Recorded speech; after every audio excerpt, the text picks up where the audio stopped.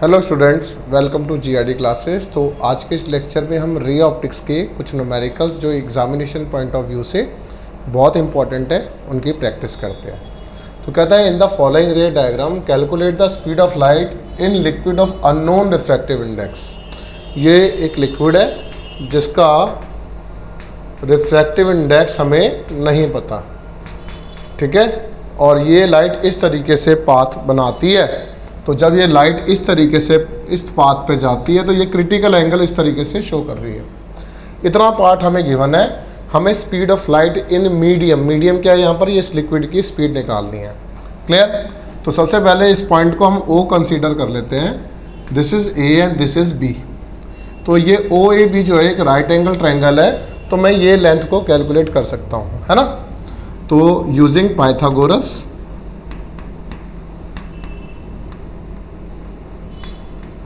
Theorem, Pythagoras theorem के according AB का square plus of OA का स्क्वायर इक्वल्स टू OB का square होगा, है ना। एंड दिस OB जो होगा बच्चों वो अंडर द रूट हो जाएगा, दैट इज 30 का स्क्वायर प्लस ऑफ 40 का स्क्वायर, है ना। इसका स्क्वायर प्लस इसका 30 प्लस 40 का square, you will get that is 50 का स्क्वायर बन जाएगा ये। और now you can say 50 centimetre ये वाली साइड आ जाएगी। समझ में आया यहाँ तक। अगर ये 50 सेंटीमीटर साइड आ जाएगी OB, तो ये क्रिटिकल एंगल हमें इस तरीके से गिवन है। और हमें पता है कि जो म्यू होता है वो 1/sin ऑफ IC की बराबर है। क्लियर।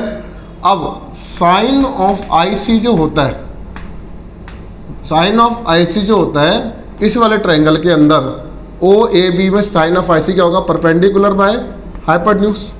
तो परपेंडिकुलर यहाँ पे 30 है, हाइपोटेन्यूज यहाँ पे 50 है, तो यू विल गेट 3/5, ठीक है। अगर साइन IC की वैल्यू 3/5 है तो यहाँ से रिफ्रैक्टिव इंडेक्स हम निकाल सकते हैं 1/3/5, और यू विल गेट कितना हो जाएगा 5/3। तो 5/3 हमारा रिफ्रैक्टिव इंडेक्स आ गया जो अननोन था।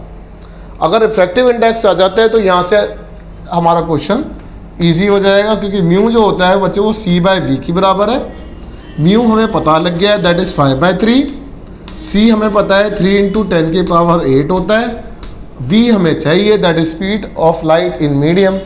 तो अब इसको क्रॉस मल्टीप्लाई कर देंगे तो जो V होगा वो 3 × 3 × 10⁸ डिवाइडेड बाय 5 बन जाएगा। ठीक है, ये हो जाएगा 9/5। तो 9/5 × 10⁸ हो जाएगा।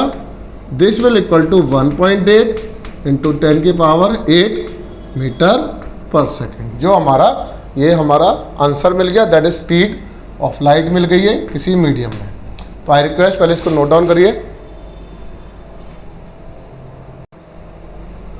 अब हमारे पास नेक्स्ट क्वेश्चन में ये बोलता है calculate the critical angle. Critical angle जो होता है बच्चों वो IC से रिप्रेजेंट होता है for glass air surface. This is glass and this is air surface, ठीक है। If a ray of light which is incident in air, जहाँ से लाइट इंसिडेंट हो रही है किसी ग्लास सरफेस पर, इज डेविएटेड थ्रू 15 डिग्री। तो यहाँ पर वो लाइट जो है वो सीधी नहीं जा रही, वो क्या हो रहा है, वो 15 डिग्री पे डेविएट हो रही है।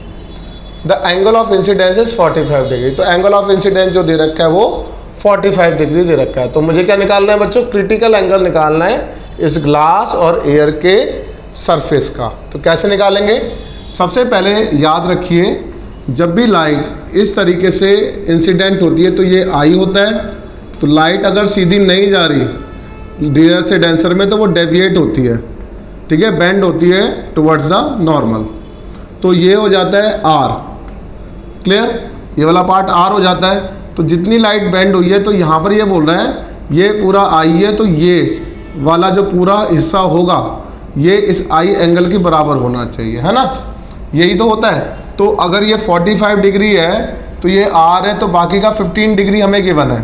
तो इसका मतलब ये है कि R + 15 जो होगा वो किसकी बराबर होगा, 45 डिग्री की बराबर होगा। क्योंकि आप बड़े ध्यान से देखिए ये पूरा एंगल और ये पूरा एंगल का सम ये इसकी पूरी बराबर होगा। तो उन्होंने इतना हिस्सा दे रखा है 15 है, तो बाकी का हम हिस्सा निकाल सकते हैं। तो आर की वैल्यू जो आ जाएगी वो 45 minus 15 which is equals to 30 degree आ जाएगा।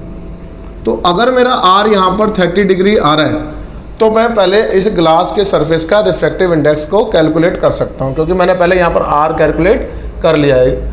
एयर के लिए हम रिफ्रैक्टिव इंडेक्स 1 लेके चलेंगे, है ना। तो सबसे पहले स्नेल्स लॉ लगाते हैं। तो यूजिंग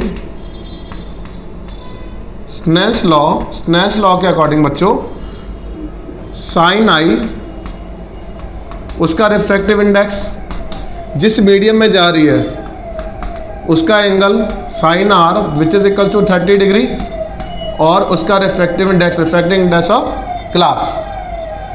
तो साइन 45 जो होता है बच्चों वो 1/√2 है। रिफ्रैक्टिव इंडेक्स एयर का हम 1 लेके चल रहे हैं, तो यहाँ पर आप एयर लिख लोगे तो ज़्यादा अच्छा है। साइन 30 बच्चों हाफ होता है, तो रिफ्रैक्टिव इंडेक्स ऑफ ग्लास आ जाएगा।